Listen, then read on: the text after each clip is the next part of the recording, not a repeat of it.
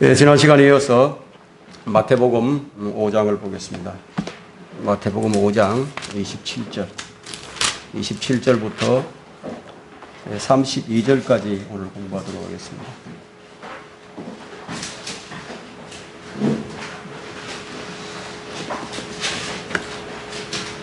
네, 27절부터 32절까지는 이제 간음과 이혼에 관한 그런 내용입니다. 다 찾으신 줄 알고 제가 받들어 읽겠습니다. 너희는 옛 사람들이 말했던 바 너는 간음하지 말지니라고 한 것을 들었으나 내가 너희에게 말하노니 음욕을 품고 여자를 바라보는 자는 누구나 그의 마음으로 그녀와 더불어 이미 간음하였느니라. 또 만일 너의 오른쪽 눈이 너를 실족하게 하거든 뽑아 던져버려라. 내 지체 가운데 하나가 없어지는 것이 내 온몸이 지옥에 던져지는 것보다 나으니라. 또 만일 내 오른손이 너를 실족해 하거든 잘라 던져버리라. 내 지체 가운데 하나가 없어지는 것이 내 온몸이 지옥에 던져지는 것보다 나으니라. 누구든지 자기 아내를 버리려거든 이혼 정서를 주라고 말했던 바 있으나 내가 너희에게 말하노니 누구든지 음행한 영고 외에 자기 아내를 버리는 자는 그녀로 간음하게 하는 것이요 또 누구든지 이혼당한 여자와 혼인하는 자도 간음한 것이니라. 유대인의 왕으로 오신 예수 그리스도는 입법자입니다. 법을 제정하신 분이에요. 그 입법자이신 주님께서 지금 백성들이 지금까지 들어왔던 이 율법에 대한 부분을 바로잡아 주십니다. 그런데 그 가르침이 누구나 다 알고 있는 십계명에 관한 내용들입니다. 자, 이들은 약 1500년 동안 십계명과 함께 살아왔어요. 근데 우리는 지난 시간에 살인하지 말지니라. 자, 이 말씀이 단지 이 육체의 생명을 죽이지 말라는 정도가 아니라 내 형제를 까닭 없이 미워하지 말고 또 욕하지도 말고 판단하지 말라는 것까지 포함되어 있음을 우리는 알았습니다. 자, 주님께서 행위의 죄뿐만이 아니라 이제 마음의 죄까지도 덜쳐내시자 이제 아무도 살인자가 아닌 사람이 없게 되어버리고 아무도 간음한 자가 아닌 사람이 없게 되어버렸습니다. 주님은 지금 계속해서 율법의 더 중대한 것이 무엇이냐? 이것을 지금 말씀하시고 계십니다. 공의와 자비와 믿음과 사랑을 지금 말씀해 주시는 겁니다. 지금까지 유대 랍비들이나 이 율법사들은 율법의 더 중대한 문제들을 외면한 채 율법을 가르치기 때문에 서기관들이나 이 바리새인들은 율법을 해석하고 적용할 때요 철저하게 행위 중심이었어요. 그러나 우리는 이제 구약 성경에서 하나님께서는 사람의 외모를 보시지 아니하고 사람의 마음의 중심을 보신다는 것을 알 수 있습니다. 시편 9편 9절에서 7편 9절에서는 오 악인의 악함을 끝내시고 의인을 세우소서. 이는 의로우신 하나님께서 마음과 속을 시험하시나이다. 마음과 속을 시험하신다. 또 예레미야 17장 10절에도 나 주는 마음을 살피고 나는 속을 시험하며 그 사람의 행위와 행실의 결과대로 각 사람에게 주노라. 행위만이 아니죠. 마음도 살피시고 마음을 시험하시는 거예요. 주님은 행위를 보시기 이전에 마음속을 시험하시는 거예요. 사람의 속마음이 무엇을 원하고 있는지. 자, 사람이 원하는 대로 주님께서 주신다는 것은 참으로 두려운 일이 아닐 수 없습니다. 악한 마음을 품고 악한 것을 원하게 되면 하나님께서 악한 것을 주시는 거예요. 자, 그럼에도 불구하고 이스라엘 사람들은 율법의 행위만이 전부인 줄 알았어요. 그리고 또 그렇게 믿었어요. 그래서 주님은 여기서 옛 사람들이 말했던 바 너희가 이렇게 들었으나 그러나 주님은 내가 다시 말하노니 이런 말씀이거든요.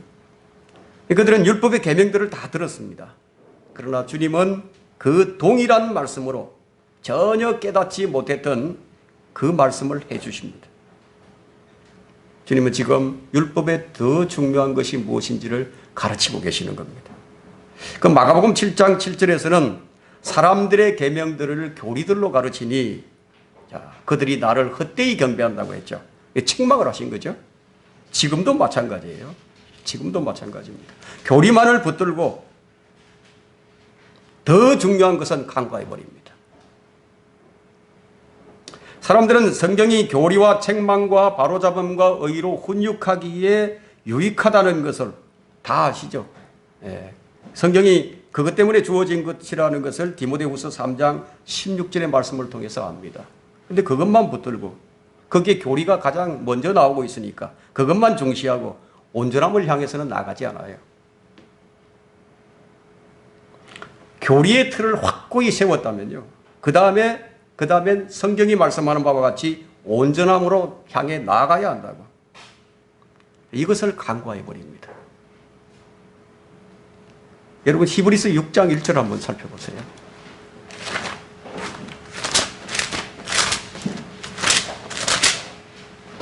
히브리서 6장 1절에 그러므로 우리가 그리스도에 대한 교리의 기초에서 떠나 온전함으로 향해 나아가야 하리니 그렇게 말씀하시죠. 그 다음에 이제 6가지의 교리의 기초가 무엇인지에 대해서 나옵니다. 근데 이 온전함을 간과해 버리는 거예요. 계속 기초에만 머물러 있어요. 그렇다면 유대인과 다를 바가 전혀 없죠. 하나님의 말씀을 사람의 계명으로 바꾼 것은 다시 바로 잡아야만 하는 것들입니다. 그래서 마태복음 23장 23절에는 위선자인 서기관들과 바리새인들아 너희에게 화 있으리라. 이는 너희가 박하와 아니스와 크민의 11조는 바치면서 율법과 공의와 자비와 믿음에 더 중요한 것을 빠뜨렸기 때문이라. 너희는 이것들도 마땅히 행하고 또 저것들도 저버리지 말아야 하리라. 둘 다 잘해야 된다. 공의와 자비와 믿음을 더 중시하면요, 율법의 행위는 자연스럽게 따라오게 되어 있습니다. 그래서 무엇을 중요하게 생각하고 있는가? 나는 무엇을 중요하게 생각하는가? 그것이 그 사람의 인생을 좌우하게 됩니다. 다시 본문 27절을 보면요. 너희는 옛사람들이 말했던 바 너는 간음하지 말지니라고 한 것을 들었으나, 유대인들은 그렇게 들었다 이거예요. 근데 예수님의 말씀을 듣기 위해 모이던 사람들 가운데 이 말을 들어본 사람은 아무도 없었어요. 예수님께서 하시는 말씀을. 간음하지 말지니라. 이 말씀은 출애굽기에 나오죠. 신명기 5장에도 나오죠. 다른 사람의 아내와 간음하는 자, 즉 자기 이웃의 아내와 간음하는 자는 그 간음하는 자와 그 간음한 여자를 반드시 죽일지니라. 레위기 20장 10절에 말씀하시죠. 백성들은 이 살인과 간음이 죽음에 처해지는 죄인 줄 어렸을 때부터 익히 들어왔습니다. 다 알고 있는 내용이에요. 그런데 죽음에 처해지는 그런 사형에 해당하는 죄인 줄 알았지만 간음이 없는 깨끗한 사회, 도덕적 기강이 확립된 사회가 되지는 못했습니다. 죄는요, 유대인과 이방인들을 가리지 않습니다. 간음이란 모든 사람의 마음속에 다 들어있기 때문에.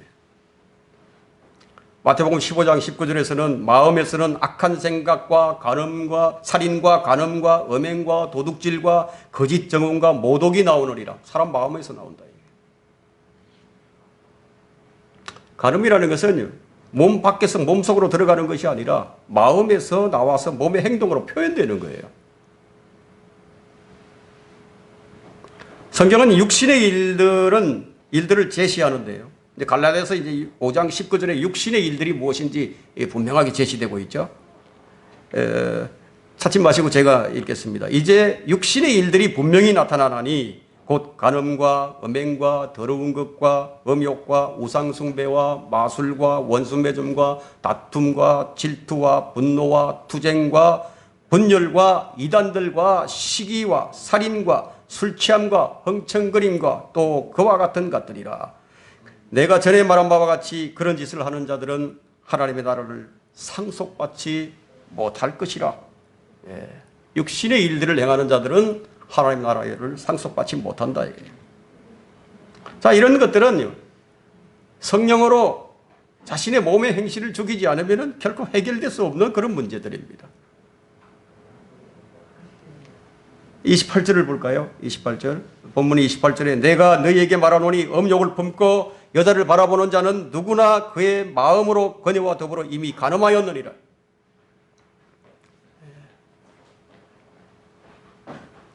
왕국의 법이, 천년왕국의 법이 구약의 율법보다도 더 엄격한 것은요, 마음의 음욕도 간음으로 간주되기 때문이에요.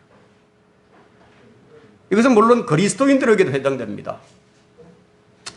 구약의 유대인들은요, 몸으로 행한 것만 간음으로 여겼지만 하나님의 나라가 전파되는 이제부터는 상황이 달라져 버렸어요.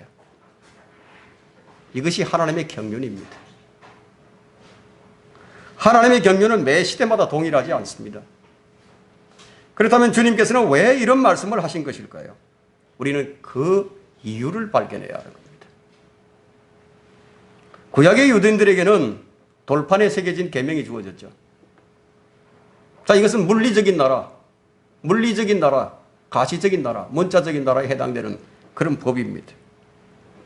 그러나 천국 복음과 함께 전파되는 하나님의 나라는 천국 복음과는 다르죠. 영적인 하나님의 나라의 복음이에요. 그러면 주님께서 왜 천국 복음과 함께 하나님의 나라의 복음까지도 전파하셨는가 하는 겁니다. 그 이유는 주님께서 다스리실 그 천국은요, 물리적인 나라와 영적인 나라가 함께 세워지는 것이기 때문이에요. 그래서 주님은 오히려 너희는 먼저 하나님의 나라와 그분의 의를 구하라. 그리하면 이 모든 것을 너희에게 더해 주시리라. 이 모든 것을 더해 주신다. 이것이 무엇을 더해 주신다는 것이죠? 모든 것을 더해 준다고 했는데, 마태복음 6장 31절을 보면 압니다. 31절을 보면요, 그러므로 무엇을 먹을까, 무엇을 마실까, 무엇을 입을까라고 말하며 염려하지 말라고 그랬죠. 아무 염려할 필요 없는 거예요. 의식주에 대해서 염려할 필요가 없는 것이 바로 천국이에요. 우리는 이런 부분에 대해서 염려를 하고 살죠. 천국이 아니기 때문에 그렇습니다. 자, 이 나라가 도래하기 위해서는 이제 율법보다도 더 강력한 영적인 하나님의 나라의 의가, 합당한 의가 필요했다는 거예요. 이 의에 대해서는 이미 지난 시간에 우리 공부를 다 했습니다. 그들은 하나님의 의가 되시는 그들의 메시아를 받아들여야만 했던 것이죠. 이제 여러분들은 이제 오히려 너희는 먼저 하나님의 나라와 그분의 의를 구하라는 이 말의 의미를 이해했을 겁니다. 더 구체적으로 물리적인 나라와 영적인 나라를 이해하려면요, 우리가 하나님의 나라와 천국이라는 책을 보는 것이 더 효과적일 것입니다. 그러면 마음으로 짓는 죄가 왜 그리스도인들에게 해당되는가? 이것도 쉽게 이해가 되죠. 그리스도인들은 주 예수 그리스도를 믿어서 영이 거듭나 영적인 하나님 나라에 들어와 있기 때문에요. 그러나 그리스도인들이 왕국의 백성인 유대인들과 다른 점이 무엇인가 하는 겁니다. 그리스도인들은 지옥의 위험에 있지 않다는 점이 다릅니다. 왜냐하면 그들과의 출생이 다르기 때문에. 이것은 영적인 출생과 육체적인 출생의 차이예요. 왕국의 백성들은 거듭난 사람들이 아니에요. 그래서 그들은 언제든지 지옥의 위험에 처해질 수도 있습니다. 주님이 오신 이후에 하나님의 경륜은 이처럼 차이가 나게 됩니다. 마태복음 27장 이전은, 이 십자가 사건 이전까지는 여전히 율법 아래에 있었던 이 유대인들이 그들의 메시아를 맞아들여야 할 상황이에요. 즉 과도기적이고 전환기적인 그런 시대였습니다. 지금 이 시대는 교회 시대예요. 즉 하나님의 나라와 물리적인 나라가 함께 공존하는 시대예요. 그렇다고 천국이 아니에요. 물리적인 나라는 악한 현 세상이죠. 지금 이 시대는 구원받고 거듭나서 하나님의 나라에 들어온 자들이 바로 그리스도인들입니다. 그리스도인들은 물리적인 나라와 영적인 나라, 이 두 나라에 살고 있는 거예요. 그래서 이 시대에는 마음의 죄까지 하나님께서 다루시는 거예요. 우리들은 마음의 죄까지다. 물리적인 나라라고 해서요, 우리가 꼭 천국만을 얘기해서는 안 됩니다. 지금 우리가 살고 있는 이 세상은 물리적인 나라죠.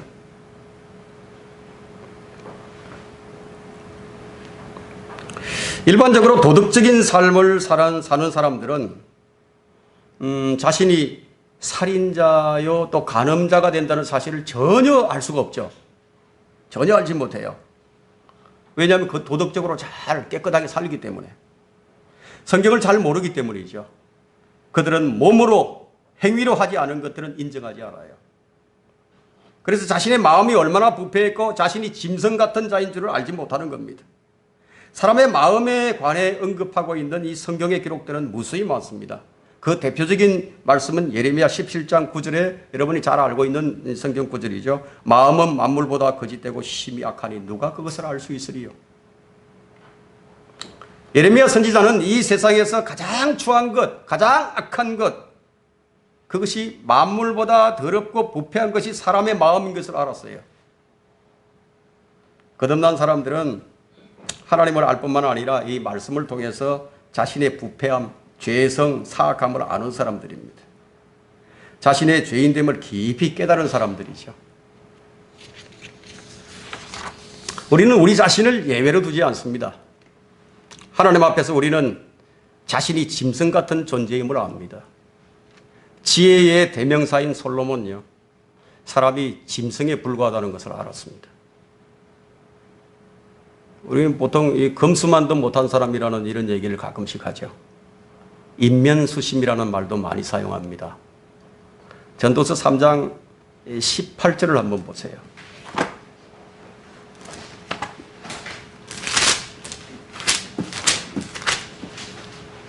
전도서 3장 18절에 내가 사람들의 아들들의 지위에 관하여 내 마음속에 말하기를 하나님께서 그를 드러내사 그들로 자신들이 짐승들이라는 것을 보게 하소서 하였도다. 매일 끊기지 아니하고 들려오는 흉악한 범죄 소식은 이 상상을 초월합니다. 이번에 세간을 아주 탄식하게 만들었던 N번방 사건이라든가, 이런 사건들은요, 이런 사건들을 통해서 주님께서 사람들로 하여금 자기가 짐승임을 보게 하는 거예요. 이러한 죄악들이 사람의 마음속에 들어있다는 것입니다. 성령의 통제를 받지 못하게 되면, 환경만 조성되면 얼마든지 어떤 짓도 할 수 있는 게 사람이에요. 다윗을 보면 알죠. 다윗은 성인군자 같은 놈인데 다윗이 저질렀던 죄악이 바로 살인과 간음죄입니다. 내가 이처럼 어리석고 무지하였으니 주 앞에 한 짐승과 같나이다. 이것이 다윗의 고백입니다. 하나님께서는 마음을 보시고 영을 달아보시고 중심을 살피시기 때문에 우리는 누구와도 감이 다르다고 그 차이를 주장할 수가 없어요. 사람들은 사람들끼리 비교하면서 서로 칭찬하고 영광을 받고 자랑을 하죠. 그래서 같은 사람들 앞에서는, 같은 짓을 행하는 사람들 앞에서는요, 부끄러울 것이 없어요.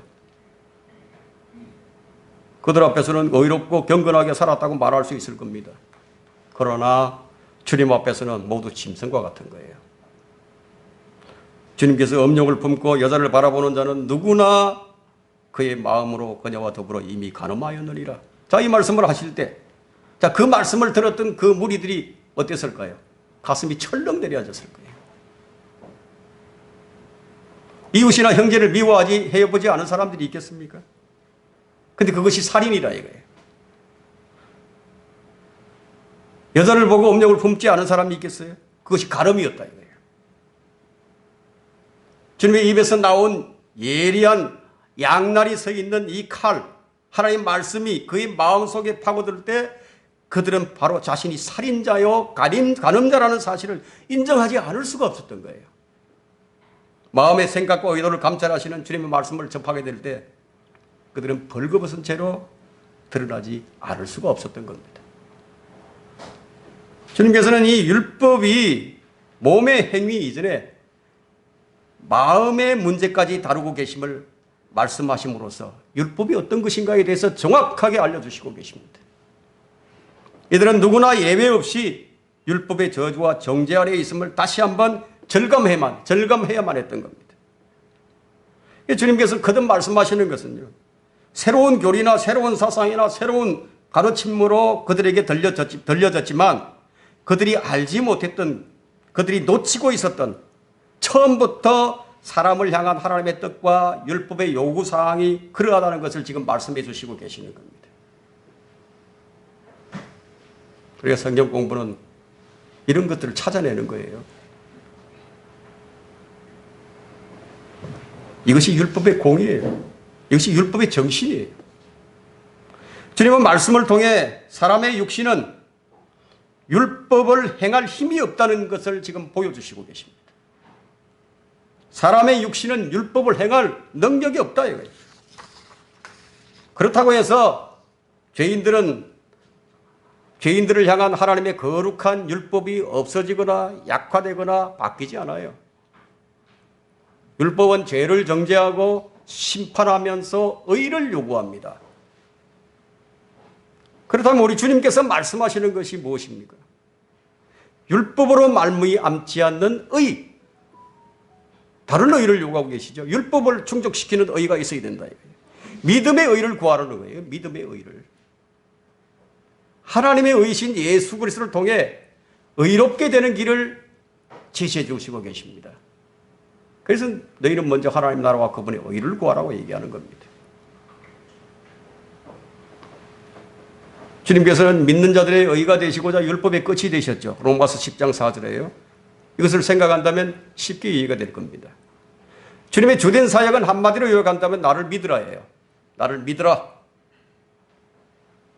자, 주님을 믿을 때 마음으로 살인자이든지 간음자이든지 다 깨끗하게 씻김을 받고 의롭게 되는 거예요.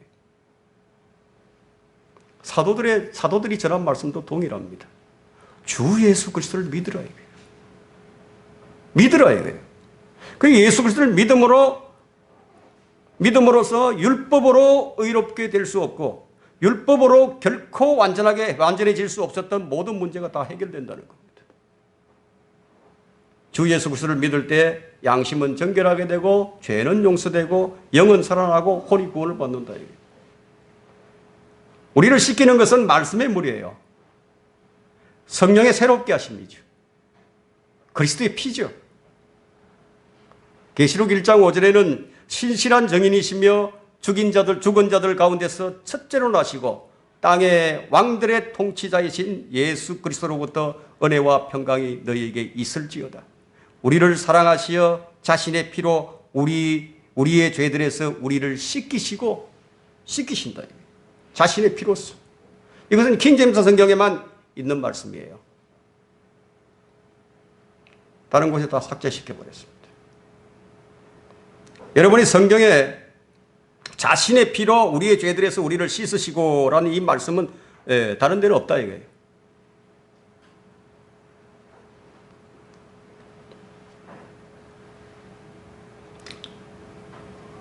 하나님께서는 우리를 자신의 피로 씻기셨습니다. 고린도 교회를 한번 볼까요? 고린도 교회는요, 이방인들도 잘하지 않는 그런 음행이 벌어지는 육신적이고도 타락한 교회의 대표적인 교회입니다. 그런 고린도 교인들을 향해서 바울은 이렇게 말합니다. 고린도전서 6장 11절에요.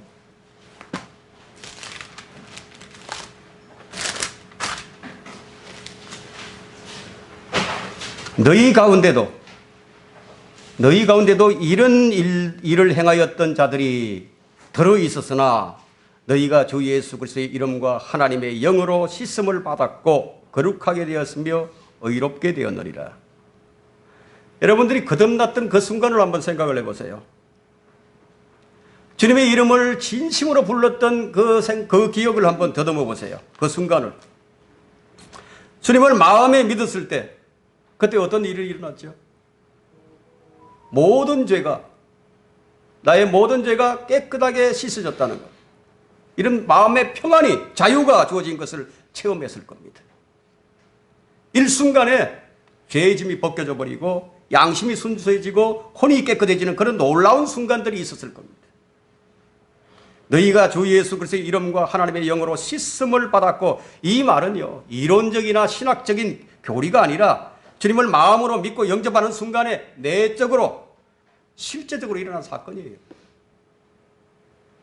신비적인 체험이 아니에요. 감정적인 체험도 아니에요.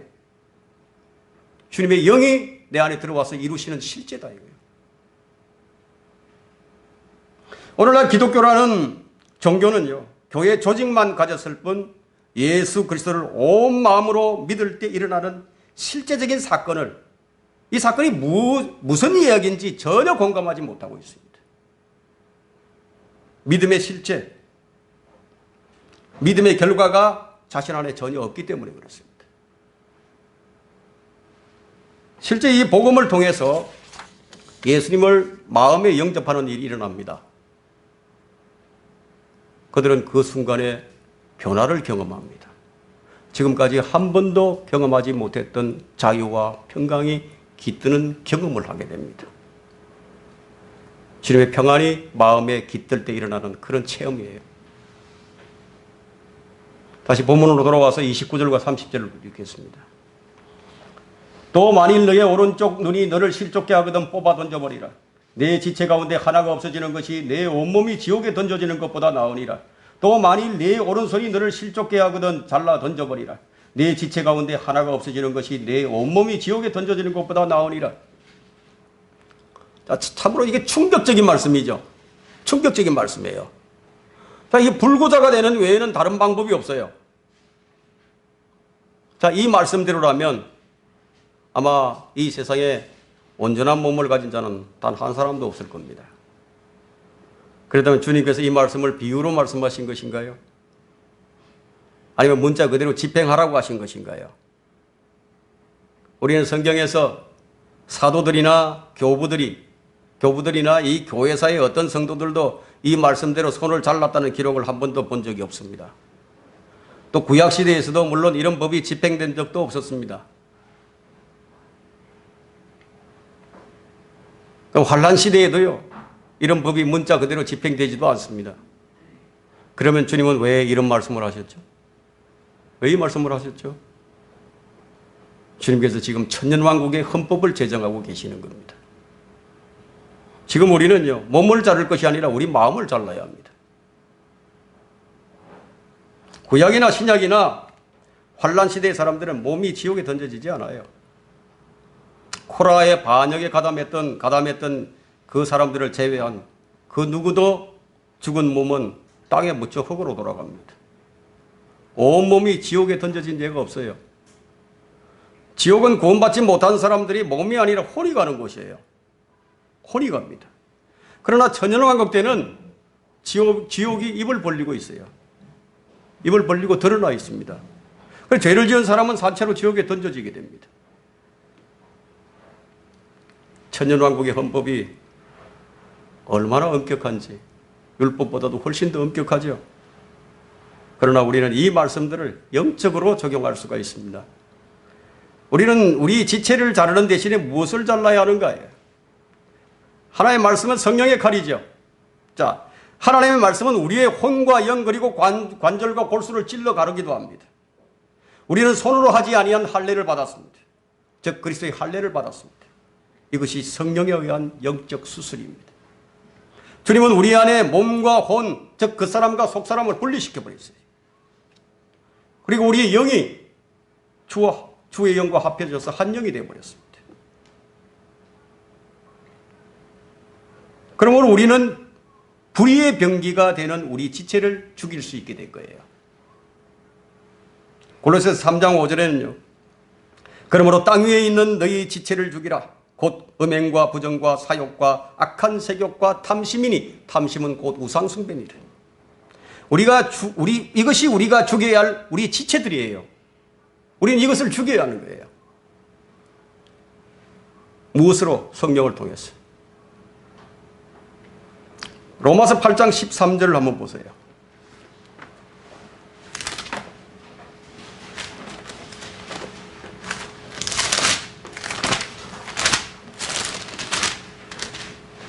팔장 13절에 너희가 육신을 따라 살면 죽을 것이나 성령을 통하여 몸의 행실을 죽이며 살리라. 무엇을 통해서 몸의 행실을 죽이죠? 성령을 통해서.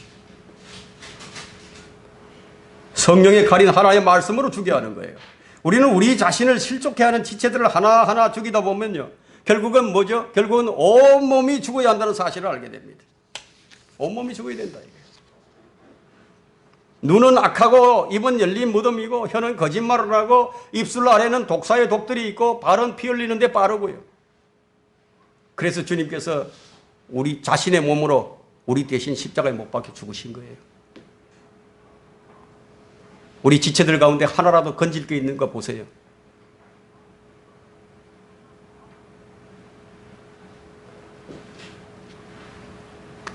주님께서 발끝까지 상처를 입으시고요. 온 몸에 물과 피를 다 쏟으셨어요. 주님은 온몸이 다 상하셨어요. 그의 혼은 지옥을 다녀오셨습니다. 일부 성경을 오해하는 금욕주의자들도 있는데 그들은 네 눈을 뽑고 네 손을 잘라버리라는 것을 지금 이 시대에 적용하는 것인 줄로 알고 있습니다. 아직 자신이 그리스도와 함께 죽은 경험이 없다면 그가 누구이든지 그리스도와 함께 일어난 경험도 없을 것입니다. 날마다 자신을 죽음에 넘겨주는 법을 알지 못하는 사람은 결코 날마다 새로워지는 것도 알지 못할 것입니다. 그런 자들은 설교를 듣지만 전혀 마음에 와 닿질 않아요. 이해되지 않는 말씀을 이해하려고 하니까 얼마나 답답하겠습니까? 답답하죠, 마음이. 이해는 안 되는데. 근데 이번은 어떻게 해야죠? 마음은 답답한데 이번 믿습니다 말을 하죠. 지각은 전혀 열매를 맺지 못하는데 말로는 이미 수십 번도 더 들은 얘기니까 말로는 합니다. 믿습니다. 근데 실제적인 경험이 없어요. 바울은 구원받은 사람이 이것을 안다고 했는데 그 안다는 것이 무엇이냐면 로마서 6장 6절과 7절인데요. 우리가 이것을 아나니 곧 우리 옛사람이 그와 함께 십자가에 못 박힌 것은 죄의 몸을 멸하여 더 이상 우리가 죄에게 종노릇 하지 않게 하기 위함이라. 이는 죽은 자가 죄로부터 자유롭게 되었기 때문이라. 우리가 예수 그리스도의 죽으심을 믿는다면 그 사실을 믿는다면 그분과 함께 나는 죽어 있다. 믿는다면 죽었다. 주님은 나를 대신해서 죽으셨을 뿐만 아니라 그분의 죽음이 나의 죽음이 됐어요. 이제 나의 손은 누구 것이죠? 누구의 손이 됐죠? 주님의 것이에요. 새로운 피조물이에요. 이전에 우리 손은 불의의 병기로서 죄를 짓는 데 사용되었는데 그런데 그 손이 그리스도와 함께 십자가에 못 박혀 버렸습니다. 우리의 발은 누구 것이죠? 주님의 것이에요. 이전에 우리 발은요, 그리스도의 십자가에 함께 못 박혀 버렸어요. 악을 생각하는 머리는 가시관으로 덮어버렸습니다. 온몸은 채찍으로 찢겨버렸습니다. 입과 혀는 말라버렸습니다. 우리 대신에 주님께서 이렇게 하셨어요. 그래서 시편 22편 14절과 15절에는 내가 물같이 쏟아졌으며 나의 모든 뼈는 어그러졌고 내 심장은 밀초 같아서 나의 내장 가운데서 녹았나이다. 내 기력이 질그릇같이 녹았으며 내 이는 이틀에 붙었나이다. 또 주께서 나를 사망의 진토 속에 가두셨나이다. 주님께서 우리 대신 이렇게 하셨어요. 그리고 우리를 사셨어요. 우리 주인이 되셨어요. 이제 우리 몸은 주님께 산재물로 드려져야 돼요. 산재물로. 우리 지체는 의의 병기로 주님께서 사용하실 수 있도록 내주는 거예요. 이제 우리는 의를 행할 수 있게 된 거예요. 본문 31절을 보겠습니다. 이제 누구든지 자기 아내를 버리려거든 이혼 증서를 주라고 말했던 바 있으나 내가 너희에게 말하노니 누구든지 음행한 연고 외에 자기 아내를 버리는 자는 그녀로 간음하게 하는 것이요 또 누구든지 이혼당한 여자와 혼인한 자도 간음하는 것이니라. 32절까지죠. 주님은 이 마음속으로 행한 간음 외에 일상적으로 행해지는 합법적인 그런 간음에 대해서도 이제 말씀해 주십니다. 오늘날 이혼과 재혼이 너무 쉽게 이루어지고 있죠. 이것은 불신자들의 이야기만이 아닙니다. 오늘날 교회가 간과하고 있는 문제 중에 하나가 믿는 자가 믿지 않는 자와 결혼하는 거예요. 또 하나의 문제는 형제 자매로 만난 부부 사이가 이혼하는 거예요. 모세의 율법에는 이혼에 대한 규정이 있습니다. 신명기 24장 1절에는요. 그래서 유대인들은 이혼할 명분을 만들어 합법적인 이혼을 했습니다. 그러나 본래 이혼은 금지되어 있는 거예요. 하나님은 가정을 만들어 주신 분이에요. 다만 사람들의 완악함으로 인해서 이혼 정서를 주어 이혼하게 함으로써 여자들의 생명을 보호해 주신 겁니다. 주님은 이혼에 대한 바리새인들의 질문에 이렇게 답을 하셨어요. 마태복음 19장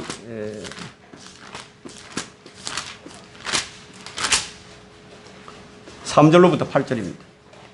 바리새인들도 주께 와서 주를 시험하여 말하기를 사람이 무슨 사유로든지 자기 아내를 버리는 것이 타당하니까? 라고 하니 4절에 주께서 그들에게 대답하여 말씀하시기를 처음에 사람을 지으신 분이 남자와 여자를 지으시고 5절 말씀하시기를 이런 까닭에 남자가 아버지와 어머니를 떠나서 그의 아내와 합하여 그 둘이 한 몸이 될지니라고 하신 것을 읽어보지 못하였느냐. 6절에 그러므로 이제 그들은 둘이 아니요 한 몸이니라. 그러므로 하나님께서 결합시켜 주신 것을 사람이 나누지 못하느니라고 하시니라. 7절에 그들이 주께 말하기를 그러면 어찌하여 모세는 이혼 정서를 주어서 내어버리라 명령하셨나이까? 라고 하니 8절에 주께서 그들에게 말씀하시기를 모세는 너희 마음의 완고함 때문에 아내를 버리는 것을 허락하였지만 처음부터 그렇지는 아니하였느니라.